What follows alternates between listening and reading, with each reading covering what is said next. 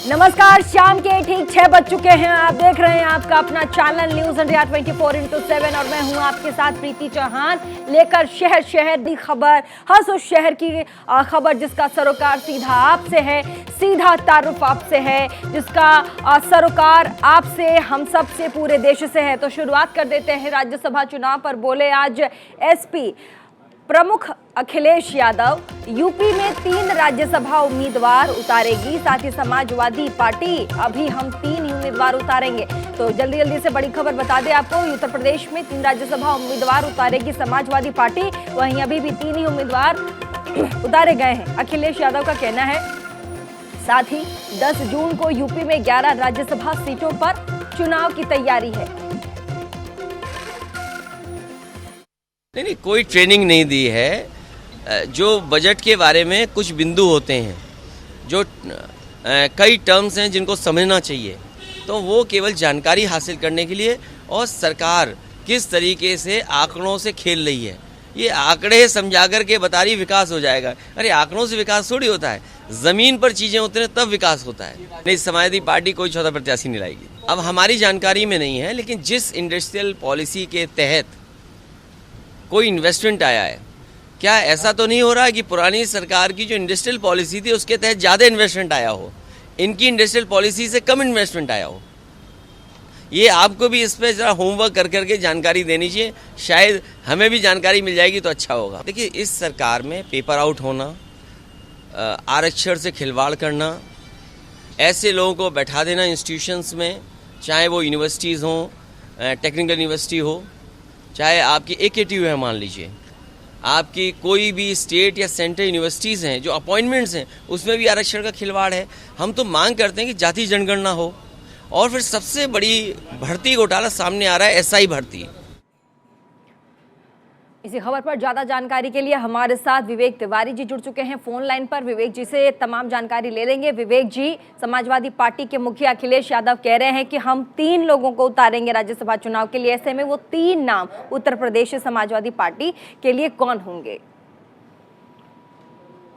देखिए, वो तीनों नामों ने अपना नॉमिनेशन भी भर दिया है, और ये 3 नाम है। एक तो कपिल सिब्बल का, जिन्होंने नॉमिनेशन भर दिया है, दूसरे जावेद अली थे, उन्होंने भी नॉमिनेशन कर दिया है, और तीसरे प्रत्याशी के तौर पर भी नामांकन दाखिल किया जा चुका है, जयंत चौधरी का। वो 30 तारीख को होना है।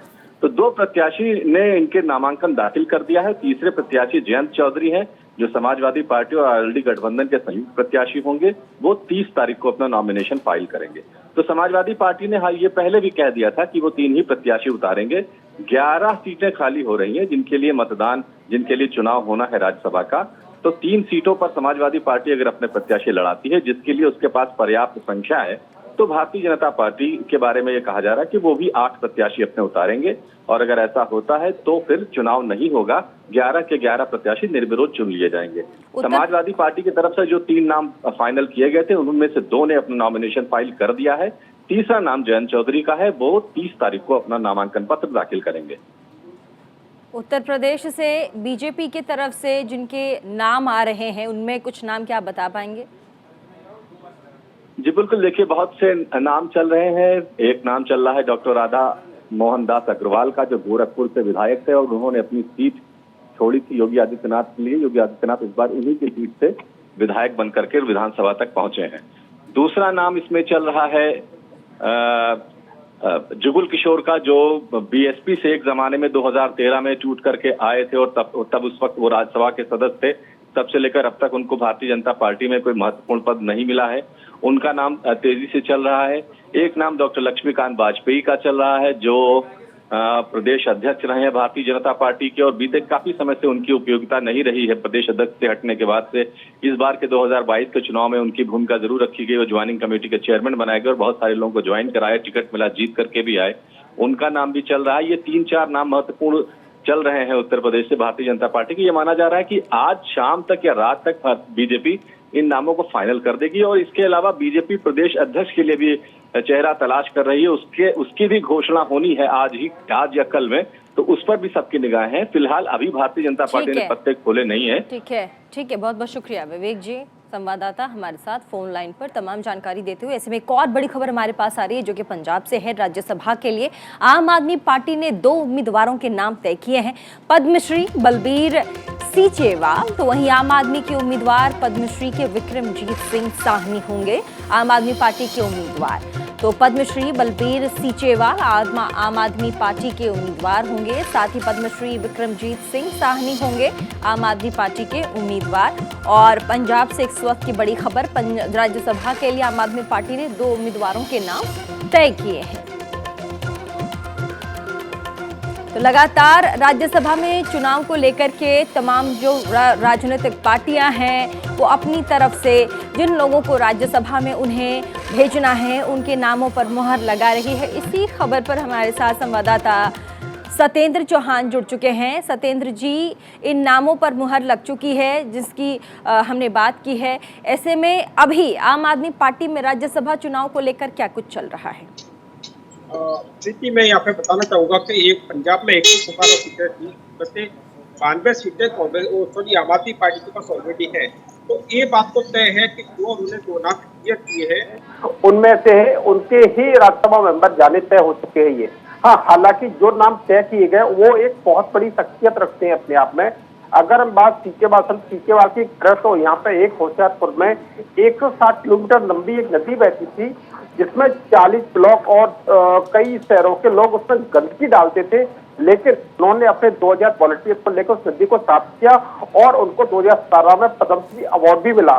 तो आम आदमी पार्टी ने अब की बार में जो राज्यसभा मेंबर्स का चुनाव किया है बहुत सोच समझ के किया है, क्योंकि पिछली बार जब चुनाव और राज्यसभा मेंबर का सिलेक्शन हुआ था तो उसमें लेके काफी बवाल खड़ा हुआ था। तो प्रीति, मैं बताना चाहूंगा कि अब की बार ये फाइनल हो चुका है कि आम आदमी पार्टी के दोनों राज्यसभा मेंबर जाने के लिए तैयार हो चुके हैं। प्रीति, बहुत बहुत शुक्रिया। हमारे साथ संवाददाता सत्येंद्र कुमार तमाम जानकारी दे रहे थे। और आगे बढ़ेंगे शहर शहर बड़ी खबर में। हम खबर अगले शहर की आपको बता दें, अगले शहर से भी हमारे पास बड़ी खबर आ रही है जो कि रेलवे स्टेशन को लेकर है। लुधियाना रेलवे स्टेशन पर धमकी भरा पत्र मिलने के बाद सुरक्षा व्यवस्था सख्त कर दी गई है। जीआरपी लुधियाना के इंचार्ज इंस्पेक्टर जसकरण सिंह ने बताया कि धमकी भरा जो पत्र है वो उन्हें मिला था, जिसके बाद स्थानीय पुलिस के साथ मिलकर सुरक्षा व्यवस्था सख्त कर दी गई है। तो धमकी भरा खत मिला है लुधियाना के रेलवे स्टेशन पर, धमकी भरा खत मिला वहां के अधिकारी को और उसके बाद सुरक्षा व्यवस्था फिलहाल लुधियाना के स्टेशन पर सख्त कर दी गई है। हम आपको बता दें, लुधियाना स्टेशन पर धमकी भरा खत मिला और उसके बाद तमाम जो सुरक्षा व्यवस्था है रेलवे स्टेशन की वो सख्त कर दी गई। और ऐसे में हमारे साथ फोन लाइन पर जसबीर सिंह, एक बार जल्दी से रुक कर लेते हैं। जसबीर जी, लुधियाना रेलवे स्टेशन की ये बड़ी घटना है जहां पर धमकी भरा खत मिला है, क्या कुछ लिखा हुआ था? आपके पास कोई अपडेट है उस खत में, क्या लिखा हुआ था? बिल्कुल, ये पंजाब के कई ऐसे इलाके हैं जैसे धार्मिक स्थान है और कुछ रेलवे स्टेशन है, उनमें से लुधियाना का रेलवे स्टेशन भी है जिसको उड़ाने की उन्होंने धमकी दिया। आपको यहाँ पे बता दें कि पंजाब में कुछ समय से माहौल खराब चलता आ रहा है, जिसकी वजह से पहले तो ज्यादा इन्होंने गंभीरता से नहीं लिया, मगर जैसे ही अब लुधियाना के रेलवे स्टेशन को धमकी भरा पत्र आया तो लुधियाना का जो प्रशासन है उसने बहुत गंभीरता से लेते हुए जितने भी लोकल पुलिस है और जीआरपी है इनको सबको लुधियाना के रेलवे स्टेशन पे लगा दिया और सुबह से ही देखा गया कि बड़ी कड़ी सुरक्षा दे रखी है। और जब उनसे बात करने की कोशिश की तो उन्होंने बताया बिल्कुल धमकी पर पत्र जरूर आया है पर ये रूटीन की चेकिंग कर रहे हैं, क्योंकि आजकल पंजाब में एक घल्लूघरा का दिन चल रहा है। इस दिनों में माहौल खराब होने की टेंशन जरूर रहती है पंजाब में, जिसकी वजह से आज लुधियाना के रेलवे स्टेशन के ऊपर ज्यादा ठीक है। बहुत बहुत शुक्रिया जसबीर जी हमारे साथ फोन लाइन पर तमाम जानकारी दे रहे थे। ऐसे में खबर हम उत्तर प्रदेश की एक बार आपसे साझा कर लेते हैं। ये खबर लुधियाना की थी जहां पर धमकी भरा खत मिला है। और उत्तर प्रदेश की खबर की ओर रुख करेंगे, लेकिन उससे पहले जीआरपी, इसी खबर पर जीआरपी के अधिकारियों ने क्या कुछ कहा है एक बार सुनवा देते हैं। सुरक्षा प्रबंध एक्चुअली ਅਸੀਂ डिस्ट्रिक्ट पुलिस तो भी हेल्प ले रहे हैं, उन्होंने वालों भी सीपी साहब वालों अपनी पुलिस पार्टी ਜਾਂ ਡਾਗ ਸਕੁਆਡ वगैरह भेजा रहा, उन्होंने वालों भी हेल्प लैके तो अपने सोर्सेज ਦੇ ਸਾਡੇ ਨੇ एम्पलाइज ਐਂਟੀ ਸਾਬੋਟੇਜ ਔਰ ਡੌਗ ਸਕਾਡ ਉਹਨਾਂ ਤੋਂ ਕੰਬਾਈਨਡ ਚੈਕਿੰਗ ਕਰਵਾ ਰਹੇ ਹਾਂ। ਟ੍ਰੇਨਾਂ ਦੀ ਔਰ ਯਾਤਰੀਆਂ ਦੀ ਦੋਨਾਂ ਦੀ ਚੈਕਿੰਗ ਕੀਤੀ ਜਾ ਰਹੀ ਆ, ਸਮਾਨ ਦੀ, ਯਾਤਰੀਆਂ ਦੇ ਤੇ ਯਾਤਰੀਆਂ ਦੀ ਆਉਣ ਜਾਣ ਵਾਲੇ ਜਿਹੜੇ ਚੜ੍ਹਨੇ ਨੇ ਉਹਨਾਂ ਨੂੰ ਚੈੱਕ ਕੀਤਾ ਜਾ ਰਿਹਾ। CCTV ਕੈਮਰੇ ਪੂਰੇ ਚੱਲ ਰਹੇ ਨੇ ਸਾਰੇ ਦੇ ਸਾਰੇ, ਉਹਨਾਂ ਤੇ ਵੀ ਮੁਲਾਜ਼ਮਾਂ ਦੀਆਂ ਡਿਊਟੀਆਂ ਲੱਗੀਆਂ ਹੋਈਆਂ ਨੇ। ਜੇ ਇਸ ਤਰ੍ਹਾਂ ਦੀ ਕੋਈ ਗੱਲ ਸਾਹਮਣੇ ਆਉਂਦੀ ਆ ਤਾਂ ਉਹ ਤੁਰੰਤ ਨੋਟ ਕਰਵਾਉਣਗੇ। ਕੁੱਲੀਆਂ ਉਹਨਾਂ ਨੂੰ ਤਾਂ ਆਲਰੇਡੀ ਅਸੀਂ ਹੈਲਪ ਦੱਸਿਆ ਹੁੰਦਾ ਵੀ ਜੇ ਤੁਹਾਨੂੰ ਕਿਸੇ ਵੀ ਤਰ੍ਹਾਂ ਦਾ ਕੋਈ ਸਮਾਨ ਕੁੱਲੀਆਂ ਨੂੰ ਜਾਂ ਆਟੋ ਸਟੈਂਡ ਵਾਲੇ ਨੇ ਵੀ ਕਿਤੇ ਦਿਖਾਈ ਦਿੰਦਾ ਤੇ ਉਸ ਸੰਬੰਧੀ ਤੁਰੰਤ ਰੇਲਵੇ ਦੇ ਕਿਸੇ ਵੀ ਇੰਪਲਾਈਜ਼ ਨੂੰ ਜਾਂ ਪੁਲਿਸ ਨੂੰ RPF ਨੂੰ ਤੁਰੰਤ ਨੋਟ ਕਰਵਾਇਆ ਜਾਵੇ। ਲੋਕਾਂ ਨੂੰ ਇਹ ਅਪੀਲ ਹੈ ਕਿ ਕਿਸੇ ਤਰ੍ਹਾਂ ਦਾ ਕਿਸੇ ਤੋਂ ਲੈ ਕੇ ਨਾ ਖਾਣ, ਕਿਸੇ ਤਰ੍ਹਾਂ ਦਾ ਕਿਸੇ ਦਾ ਸਮਾਨ ਅਗਰ ਕਿਤੇ ਲਵਾਰਸ ਪਿਆ ਮਿਲਦਾ ਤਾਂ ਉਹ ਤੁਰੰਤ ਇਸ ਸੰਬੰਧੀ GRP ਨੂੰ, RPF ਨੂੰ ਜਾਂ ਰੇਲਵੇ ਕਿਸੇ भी अधिकारी ਨੂੰ तुरंत। और लुधियाना की खबर के बाद रुक कर लेते हैं उत्तर प्रदेश की खबर की ओर, जहां पर सियासी भूचाल है ज्ञान व्यापी मंदिर को लेकर के, माफ कीजिएगा ज्ञान व्यापी मस्जिद को लेकर के। अब इन दोनों में असमंजस है कि ज्ञान व्यापी को मंदिर कहें या ज्ञान व्यापी को मस्जिद कहें। ऐसे में फैसला भी 30 तारीख को जिस तरीके से मैं आपको बता दें कोर्ट ने कहा ही है, सिविल कोर्ट ने, कि दोनों ही पक्षों को सौंप दिया जाएगा वीडियोग्राफी। और ऐसे में आगे बढ़ेंगे काशी में ज्ञान व्यापी और साथ ही मथुरा में ईदगाह मस्जिद और दिल्ली में कुतुब मीनार को लेकर के मचे घमासान के बीच आज जमीयत उलेमाए हिंद की सद्भावना संसद शुरू हुई है। देवबंद में आयोजित इस सम्मेलन में इस्लामिक विद्वान हिस्सा ले रहे हैं। इसी मौके पर जमीयत उलेमा हिंद के अध्यक्ष मौलाना महमूद मदनी भावुक भी हो गए। उन्होंने कहा कि मुसलमानों का सड़क पर चलना मुश्किल हो गया है। उन्होंने कहा कि इसके बावजूद भी मुल्क पर आंच आने हम नहीं देंगे। वो इतने पर भी नहीं रुके। मस्जिद पर जारी बवाल पर सवाल खड़े करते हुए उन्होंने कहा कि ईमान से समझौता हम नहीं करने वाले। मुस्लिम धर्मगुरुओं की सद्भावना संसद। मुस्लिम पंचायत से मौलाना मदनी का खुला ऐलान, जुल्म सहेंगे लेकिन देश को एक रखेंगे।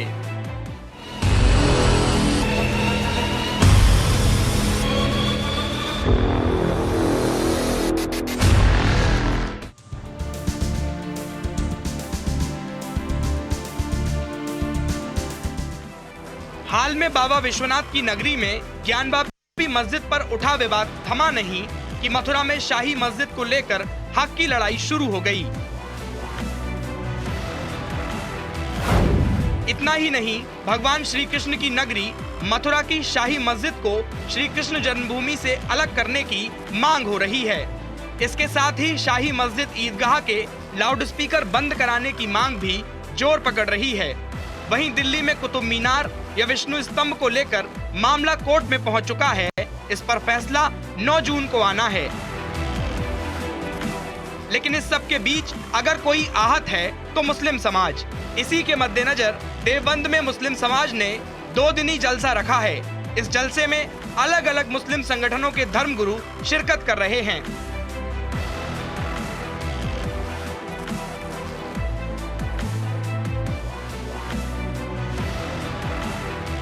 इस सद्भावना संसद में इस्लामोफोबिया के खिलाफ लामबंद होने पर सहमति बनी, तो साथ ही मुस्लिम धर्मगुरुओं ने केंद्र सरकार को भी घेरा।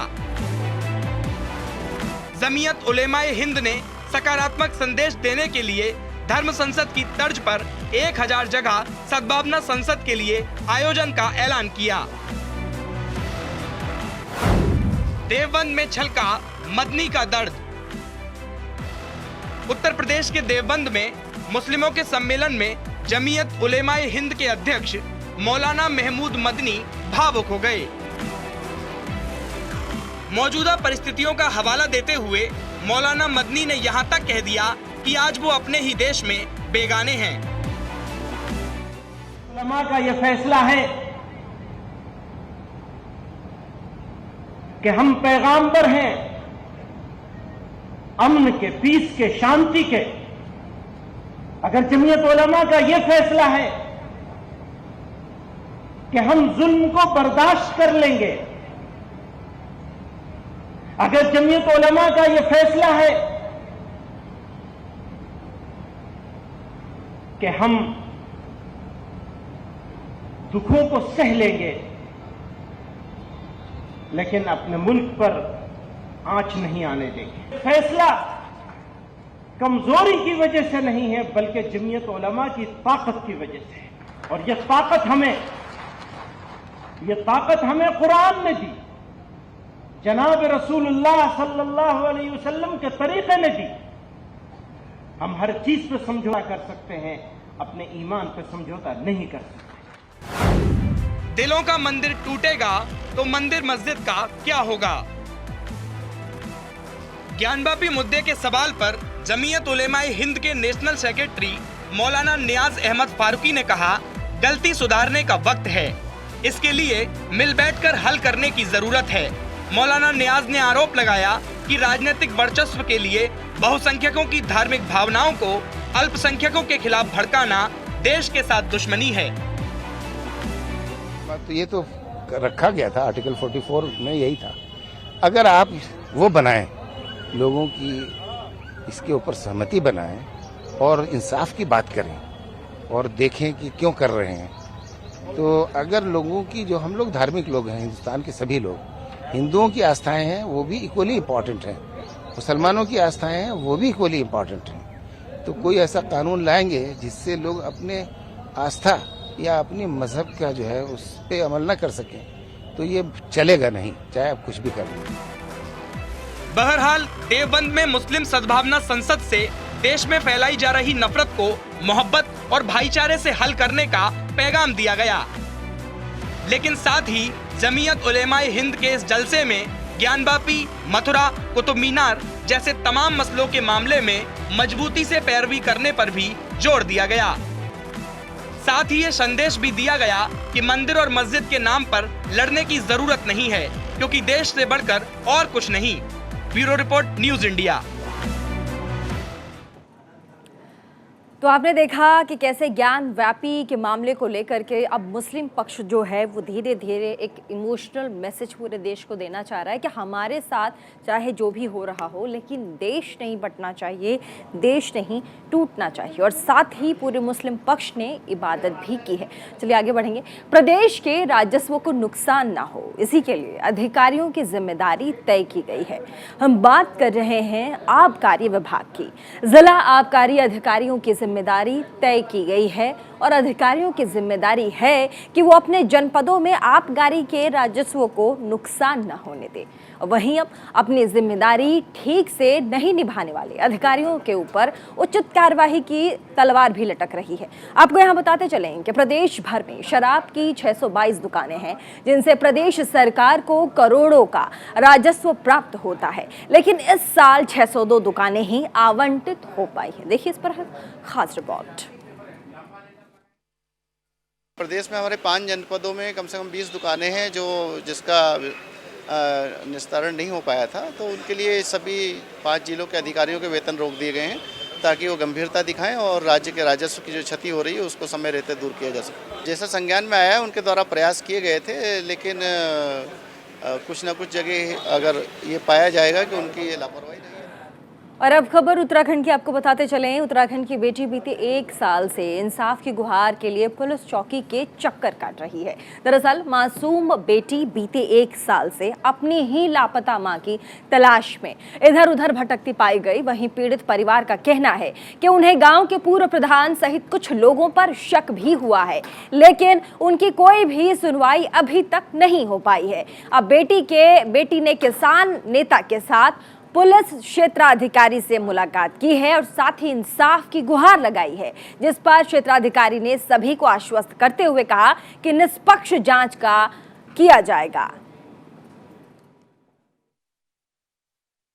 मम्मी पूर्व प्रधान के घर गई थी, तो पूर्व प्रधान के घर गई थी तो हम बुलाने गए थे, तो मम्मी ने बोला मैं भी थोड़ी देर बाद आ रही हूँ। उसके बाद मम्मी आई नहीं और वो पूर्व प्रधान बोल रहा कि वो नदी में कूद गई, पर नदी में कूदी ना तो 1 साल होने वाला, ना तो लाश मिली ना जिंदा ही मिली। बेलडासा के अनीता नाम की महिला लापता है, उसे सालों हो चुका है। अब यह लड़की है बेचारी रोती फिरती, छोटे छोटे बच्चे हैं, उसकी कोई सुनवाई नहीं कर रहा। अगर वह मर गई थी उसकी तो लाश मिलनी चाहिए, डेड बॉडी तो मिलती कहीं से।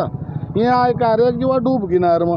जिस दिन की यह घटनाक्रम हो उस दिन तो वहाँ से नहर बंद थी, उसमें 2.5-2 फुट पानी था, उसे कैसे डूब गई, इसका प्रमाण कहाँ था आएगा जो डूब गई। इनको हम से कह रहे वह महिला गायब कर रखी उसे महिला को कढ़वाया जाओ और इनके बच्चों का इनके सुपुर्द किया जाओ।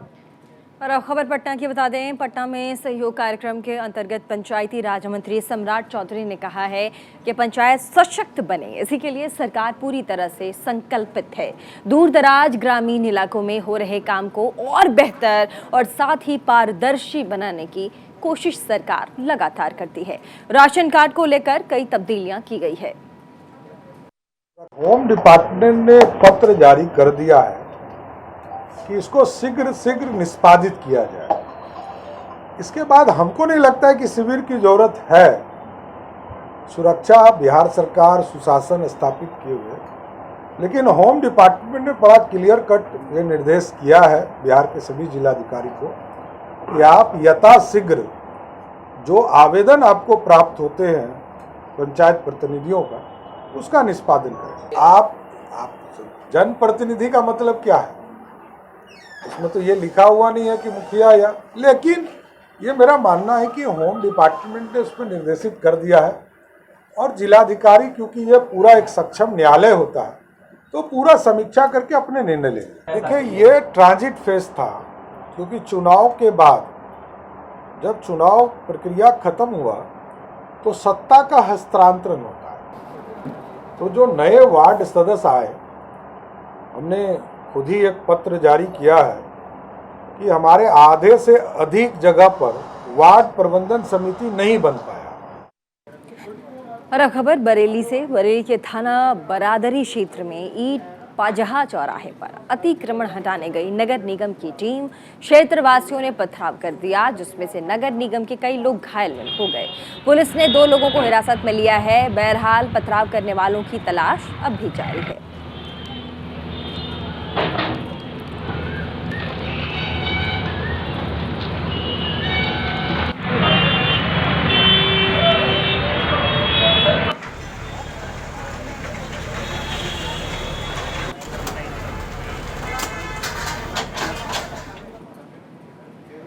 तो शहर बड़ी खबर में फिलहाल के लिए बस इतना ही। इसी के साथ देश और दुनिया की तमाम बड़ी खबरों को देखने के लिए बने रहिए सिर्फ न्यूज़ इंडिया 24/7 पर।